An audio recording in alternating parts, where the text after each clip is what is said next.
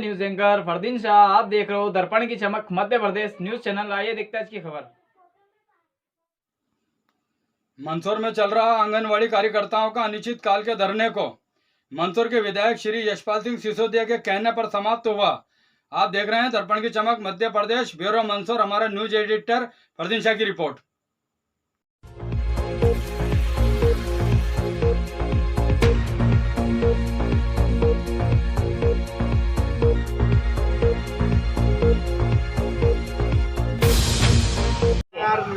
तो हमारी कार्यकर्ता बहने एक मतलब समाज सेवा ही कर रही। 10,000 रुपए में तो कुछ होता नहीं, तो ये समाज सेवा मान के ही कार्य कर रही है।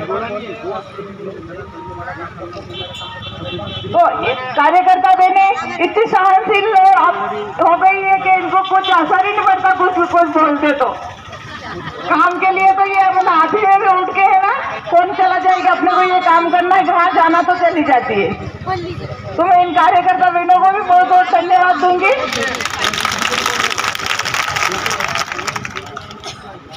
और इन्होंने आज भी एक मैसेज के ऊपर हमारी कार्यकर्ता बहनें यहाँ उपस्थित हो गई। हमने बोला कि भाजी आ रहे, सिर्फ शाम को मैसेज किया था, तो सब आज यहाँ उपस्थित हो थी ना। पर हमने भी ऐसा बहनों का थोड़ा सोचा, बुलाया 3-3, 4-4 सेक्टर बुलाते 200 कार्यकर्ता हो जाती। हाँ, जब थे मतलब ये कमजोर नहीं पड़े गर्मी में आज। केंद्र पूरे जिले के बंद थे, सिर्फ मंदसौर शहरी को छोड़ के सभी केंद्र बंद थे। बस मैं एक ही देके अपनी वाणी को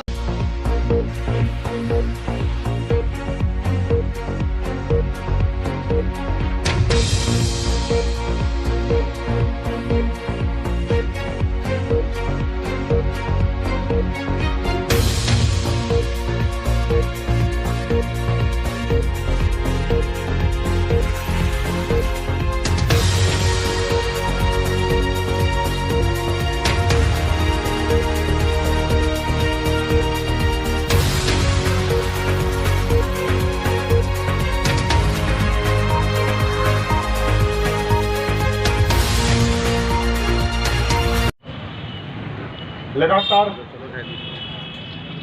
न्यायोचित मांगों की लड़ाई में आपका साथ देने वाले बशाम सोनावत जी, आपके संगठन की जिलाध्यक्ष महोदया, और लगातार संघर्ष की इस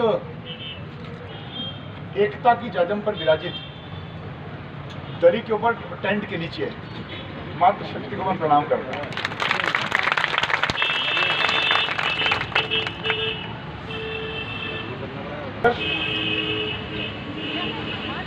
आपकी मांग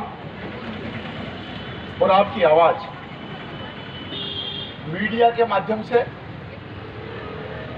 प्रशासनिक अधिकारियों के माध्यम से, जनप्रतिनिधियों के माध्यम से, जो शासन का संचालन करने वाले सरकार होती है, उस सरकार तक पहुंचाने में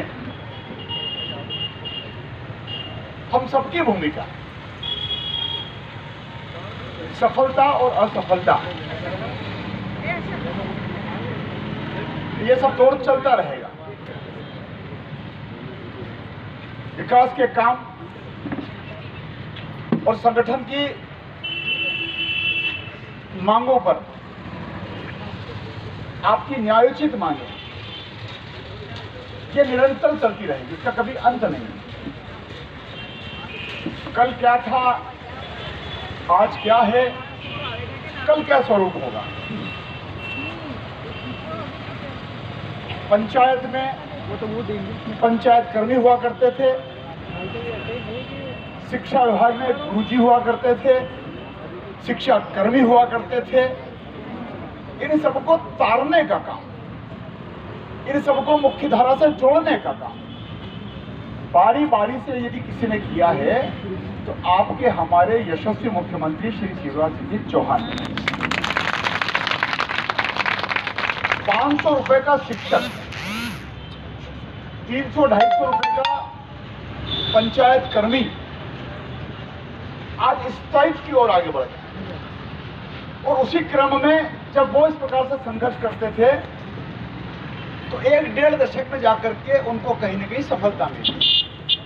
आज उनकी मांगे 7वें वेतन आयोग तक पूरी हो गई है और अब आपका जब मंगल प्रवेश हुआ है जिम्मेदारियों के साथ और आपकी नियुक्तियां हुई है, तो मुझे पूरा विश्वास है, पूरा भरोसा है कि अभी तो अंगड़ाई है, आगे और लड़ाई है और आपको भी आगे चल करके सफलता मिलेगी। इसका कोई समाप्त नहीं होगा, ये चलता चला जाएगा। मुझे अच्छी तरह से याद है जब मैं पहली बार विधायक बना, पहले अगर कोई डेपुटेशन मिला था तो होमगार्ड के जवानों का मुझे डेपुटेशन मिला था और होमगार्ड के जवान ठीक उसी प्रकार से काम करते हैं जिस प्रकार से आपको समय दर समय पर झोंक दिया जाता है। उनकी किट चाहे जब जिला होमगार्ड अधिकारी जारी नहीं करता था, सरेंडर करवा देता था, ड्रेस पकड़ दो, किट जमा कर दो, कल से मत आना, और मात्र 125-150 रुपए में होमगार्ड का जवान काम करता था। वो मैदान में थे, चाहे सिवस का मेला हो, चाहे वो प्रशासनिक व्यवस्था में लॉ एंड ऑर्डर की स्थिति आती थी, कानून व्यवस्था की स्थिति आती थी, बाढ़ के क्षेत्र में उनको खुदा दिया जाता था, मेलों में उनको लगा दिया जाता था, VIP ड्यूटीज में उनको लगा दिया जाता था। और उन होमगार्ड के जवानों की पहली आवाज यदि विधानसभा में उठाने का किसी को दायित्व मिला तो वो सौभाग्य मुझे मिला था जब उमाशंकर जी गुप्ता हमारे मध्य प्रदेश के गृह मंत्री हुआ करते थे और तब उन्होंने इस बात को लेकर के आश्वस्ति दी थी, सदन में आश्वासन दिया था। और उसके बाद आज अगर आप उनसे पूछेंगे तो आपको एक ही जवाब मिलेगा कि हाँ, कल से आज हम बेहतर हैं।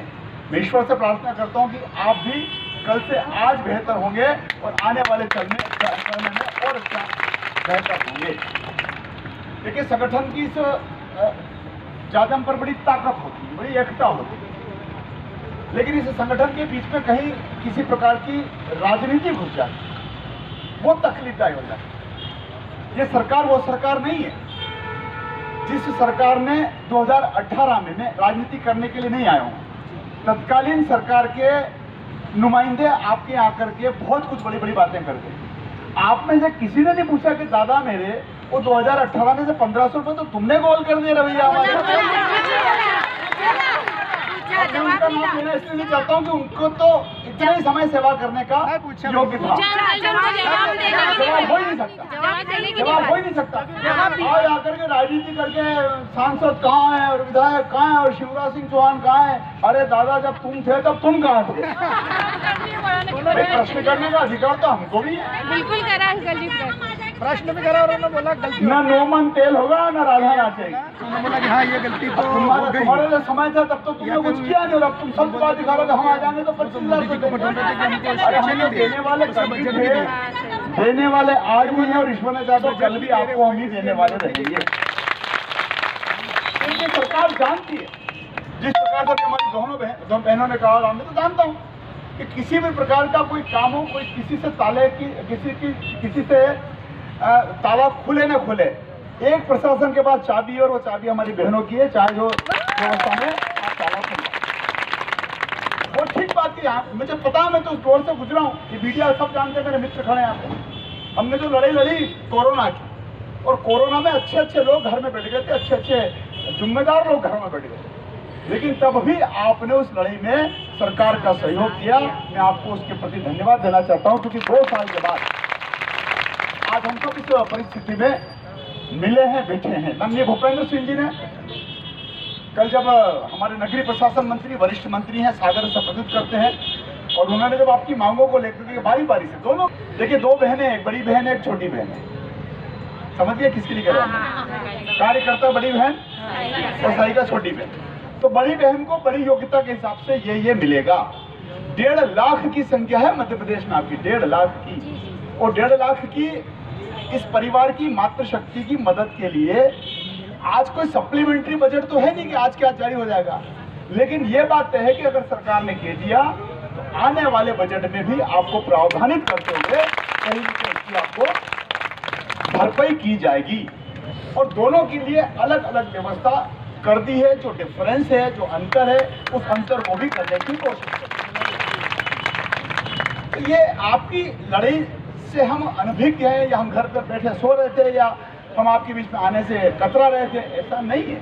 क्योंकि हमें पता है कि आपके बिना हम और हमारे बिना आप दोनों एक दूसरे के पूरक हैं। तो सरकार के हम कभी नहीं है, शासन कोई नियम कोई निर्देश जारी करता है, विधायकों के माध्यम से सरकार के हमारे जो अंग हैं अधिकारी, वो उसको जमीनी हकीकत में बदलवाने के लिए आपका उपयोग करते हैं। आपके ऊपर जिम्मेदारी दे रखी है, आपसे उम्मीद भी हमारी है, तो उम्मीदों पर आप निश्चित खरे उतरे। क्योंकि मैं तो देख रहा हूँ तब प्रारंभिक रूप से महिला एवं बाल विकास विभाग की जब एक परिभाषित परिभाषा होती थी, तब ये आंगनबाड़ी बहनें होती ही नहीं।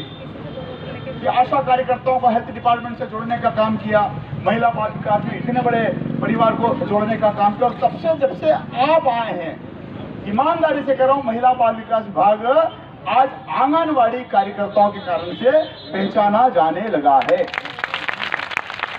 मैं इसलिए नहीं कह रहा हूँ कि मैं आपके सामने खड़ा हूँ इसलिए मैं कोई आपकी तारीफ कर रहा हूँ। तमाम प्रकार की जिम्मेदारियां महिला और बाल दोनों की व्यवस्था करना, महिला बाल विकास, माता और माता का बेटा, चाहे माता का बिटिया हो, दोनों की जिम्मेदारी के साथ साथ आप अन्य विभागों का भी काम देखते हैं। ये और बड़ी बात है, क्योंकि आपके विभाग के माध्यम से जितना काम खड़ा किया जा सकता है आंगनबाड़ी केंद्रों के माध्यम से, पूरा गांव आपके इर्द गिर्द है और आप पूरे गांव के आसपास, और आपका गांव भी आपके आसपास है। इसलिए आपकी न्यायोचित मांगों को पूरा करवाए जाने को लेकर के हमारी नैतिक जिम्मेदारी बन रही थी। हम तो देख रहे थे, टेस्ट ले रहे थे हम। कब तक बैठते हैं आप? क्या ले रहे थे? आप कहाँ नहीं ले रहे थे? हम तो ये देख रहे थे कि कब मगरमच्छ आवे और कब मगरमच्छ के आंसू हम देखें। और आकर के मैंने देखा सोशल मीडिया पर ऐसी बातें कर करके जा रहे थे। जब सोशल मीडिया पर हमको आती थी, आपकी बाइटें आती थी, मीडिया के माध्यम से जब फोटो आते थे, अरे दादा तुमने 2018 से 19 तक किया क्या? और भारत सरकार के द्वारा मोदी जी ने जो भेजा था, आपने उसमें ही कटौता कर दिया। 1500 गोल कर दिया उन्होंने, अमानत में खयानत कर दी। मैं नाम नहीं लेना चाहता हूँ, आप सब समझते हैं कि किसके बारे में मैं कह रहा हूँ, क्योंकि राजनीतिक मंच नहीं है। कथनी और करनी में अंतर है। और मैं जब 20 तारीख को मेरा पहली मुलाकात मेरी 19 तारीख को तय हो रही थी माननीय मुख्यमंत्री जी से, लेकिन उनके शेड्यूल के कारण से मुझे 20 तारीख को दोपहर को 3:15 बजे का समय मिला। अगर मैं 5 काम लेकर के गया था, एक प्रतिनिधिमंडल को 5 सदस्यों को, जिसमें जबलपुर से थे, जिसमें छिंदवाड़ा से थे, जिसमें सीहोर से थे, ऐसे 5 नामांकित उनके अध्यक्ष के साथ मैंने उनको भी मिलवाने का काम किया था। और मुझे पूरी उम्मीद है कि आर्थिक रूप से गरीब स्वर्ण लोगों के, जो कमजोर परिवार के लोग हैं, जिनका 10% आरक्षण है नियुक्ति में, उसके बारे में भी माननीय मुख्यमंत्री जी ने मुझे आश्वासन दिया है। उस आश्वासन में भी हमको पूरी मदद मिलेगी। अधिकारियों की समस्या, कर्मचारियों की समस्या, EWS की समस्या, आयुष चिकित्सकों की समस्या, मातृशक्ति की, हमारी महिला बाल विकास विभाग की आंगनबाड़ी कार्यकर्ताओं की समस्या, सहायिकाओं की समस्या है, इन सब समस्याओं को प्लेटफॉर्म तक पहुंचाने के लिए आपने हमें निर्वाचित किया। वो लोकप्रिय जन कल्याणकारी सरकार आपने बनाई है, तो हम क्यों नहीं इस बात को विधानसभा में रखेंगे? हम क्यों नहीं माननीय मंत्री जी से बात करेंगे? हम क्यों नहीं माननीय मुख्यमंत्री जी से बात करेंगे? इसलिए करेंगे कि आप कर्मचारी के साथ साथ मेरे आशीर्वाददाता मतदाता भी तो हैं। मैं उसको भूलता थोड़ी हूँ। भाई हमको वोट मिलते हैं, सरकार बनती है, आप हमें निर्वाचित करते, तो आपकी मांगों में हम आपके साथ कल भी थे, मुझे मालूम है, हम यहीं बैठे थे, सामने ही बैठे थे, तब भी हम आए थे। और ये मैंने फिर कहा कि इन मांगों का जो रेट है, झूला, ये चलता चला जाएगा, इसका कभी अंत नहीं है। क्योंकि मनुष्य जीवन है, सरकार है, कामकाज है, व्यवस्थाएं है, अधिकारी की समस्या, कर्मचारी की समस्या, सेवानिवृत्तियों की समस्या।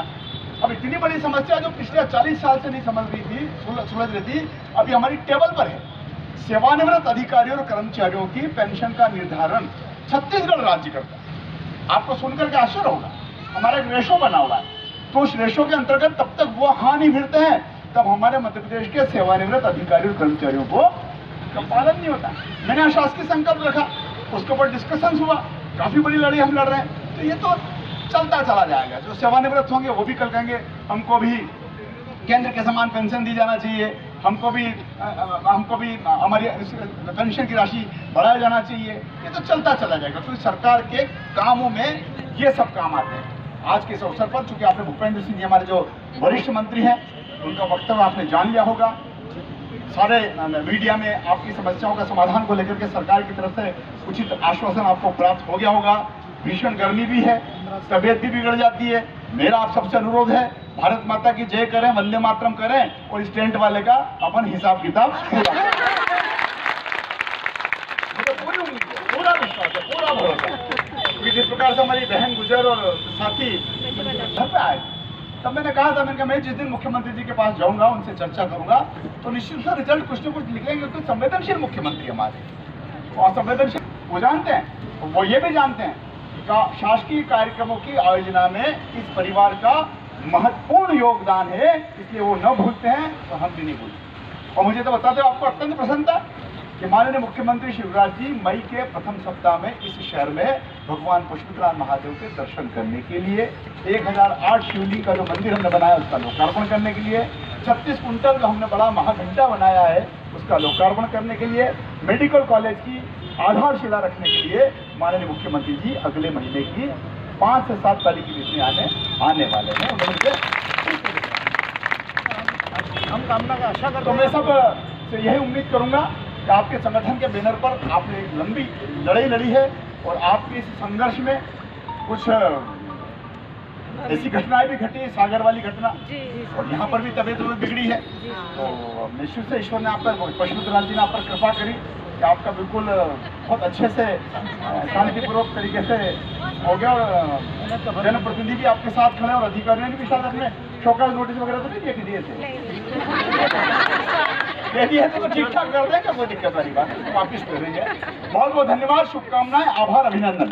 देखिए, मैं मौके पे इसलिए भी आया हूँ कि मुझे आना भी था, लेकिन तब जब दर्पण निमंडल यहाँ की जिलाध्यक्ष महोदया मैडम गुजर के साथ, श्याम सोनावत जी के साथ, अन्य पदाधिकारी साथ मेरे निवास स्थान पर मिलने आए थे, तब मैंने उस दिन मेरा माननीय मुख्यमंत्री जी से मिलने का समय सुनिश्चित हो गया था 19 अप्रैल का, और तभी इन्होंने जब ज्ञापन दिया था तो ज्ञापन के माध्यम से मैंने कुछ समझने की कोशिश करी। मैंने उसके ऊपर कुछ बिंदु भी स्केच किए थे, रेखांकित किए थे, और तभी मैंने कहा था कि मैं 19 तारीख को सीएम साहब दूंगा, लेकिन मेरा एक दिन आगे बढ़ गया था, 20 तारीख हो गई, तो मैं 20 तारीख को माननीय मुख्यमंत्री से मिला था। मैंने इनकी ये कोई मांग मंदसौर अकेले शहर की नहीं है, ये मंदसौर विधानसभा क्षेत्र की नहीं, जिले की भी नहीं है, ये स्टेट लेवल की समस्या थी। और लगभग 1.5 लाख आंगनबाड़ी बहनें हमारी लगातार करीब 30-40 दिनों से इस संघर्षमय यात्रा में टेंट के नीचे बैठ करके और अपना आंदोलन शांतिपूर्ण तरीके से कर रहे थे, जो 5 सूत्री मांगे थी। कल माननीय भूपेंद्र सिंह जी, जो नगरीय प्रशासन मंत्री हैं, उन्होंने 2 कैटेगरी में इनकी जो प्रमुख मांगे हैं उन मांगों को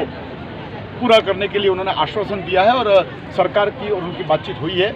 और उसमें मैं ये भी कहना चाहूँगा कि कमलनाथ जी के नेतृत्व वाली जब सरकार थी और 2018 में जब वो काबिज हुए थे, तो 2018 से लेकर के 19 तक उस तत्कालीन सरकार ने, भारत सरकार की तरफ से जो उनको पैकेज मिलना था, उस अमानत में भी कमलनाथ जी की सरकार ने खयानत करी। और आज जब हम देख रहे थे, बीच में सोशल मीडिया पर देख रहे थे और स्टेट्समैन देख रहे थे, तो उस पार्टी के दल के नेता यहाँ आकर के और इस प्रकार से पूरे प्रदेश में इस प्रकार से समर्थन देने की बात कर रहे थे। आपने तो असमर्थन किया, आपकी सरकार ने तो इनका हक छीना, और आज जब हमारी सरकार बैठी और हमारी सरकार ने तो उनको शून्य से उठाया और हमने अभी जिस मुकाम पर पहुंचाया, अभी इनको शिखर तक पहुंचना बाकी है। हम इनको शिखर तक पहुंचाने का मादा रखते हैं, क्योंकि ये बहुत मेहनती हमारी बहनें हैं, जो आंगनवाड़ी कार्यकर्ता के माध्यम से ग्रामीण क्षेत्र में शासन की लोकप्रिय और जनकल्याणकारी योजनाओं को पूरा करने के लिए कृत संकल्पित होती है और दृढ़ संकल्पित होती है। लेकिन जब आंदोलन होता है तो आंदोलन में वो लोग भी कूद पड़ते हैं समर्थन के नाम पर, जिन्होंने इनका नुकसान किया। और जिन्होंने उनका नुकसान किया, तो मैंने बहनों से पूछा तो उन्होंने कहा हमने तो 2 टूक जवाब दे दिया था। हमने जब उनसे प्रश्न किया तो उनको जवाब देने की स्थिति में नहीं थे, क्योंकि उन्होंने इनका नुकसान किया। आंगनवाड़ी कार्यकर्ताओं के साथ साथ आंगनवाड़ी जो हमारी सहायिका जो बहनें हैं, दीदियाँ हैं, महिला हैं, उनका भी उस पर कहीं ना कहीं रेशो सरकार ने तय किया। माननीय मुख्यमंत्री जी से जब मैं 20 तारीख को मिला था तो उनका एक एक बिंदु को मैंने माननीय मुख्यमंत्री जी के सामने प्रस्तुत किया था। और कल मुझे बहुत खुशी हुई जब माननीय भूपेंद्र सिंह जी ने इनकी प्रमुख समस्याओं को लेकर के उचित आश्वासन दिया है। और मैं आज इनसे निवेदन करने आया हूँ कि आपकी इस लड़ाई में सरकार ने जिस संवेदनशीलता का भी परिचय दिया, अन्यथा बहुत कुछ बड़ा निर्णय भी, कठोर निर्णय भी सरकार कर सकती थी, लेकिन अभी हमारी जो साझेदारी, जो जिम्मेदारी है, दोनों की एक दूसरे के ऊपर है। सरकार के साथ ये खड़े हैं और हम इनके साथ खड़े हैं। ऐसे में भी महिला बाल विकास विभाग के जो हमारे अधिकारीगण हैं, उन्होंने भी इनको पूरा प्रोटेक्शन दिया और इनकी बातों को बहुत गंभीरता के साथ शासन के माध्यम से, प्रशासन के माध्यम से आगे तक पहुँचाने का काम किया। और देखिए, इनकी एकता और इनकी एकजुटता के कारण से हमारी हमारी जो लोकप्रिय सरकार है माननीय शिवराज जी ने इनकी बातों को बहुत गंभीरता के साथ भूपेंद्र सिंह के माध्यम से सुना है। और मैं इनसे निवेदन करने आया हूँ कि आपकी इस लड़ाई को लंबा समय हो गया और चूंकि जिन प्रमुख मांगों को लेकर के आप बैठे थे, मैं इनसे निवेदन करने आया हूँ कि अब टेंट छोड़ें और अपनी जिम्मेदारी का निर्वहन करें। वैसे इन्होंने अपनी अघोषित तरीके से मैं कह सकता हूं कि इस हड़ताल के दौरान भी इन्होंने अपनी जिम्मेदारी का कहीं न कहीं मानसिक रूप से निर्वहन किया है। बहुत बहुत धन्यवाद ज्ञापित करने भी मेरे को आया।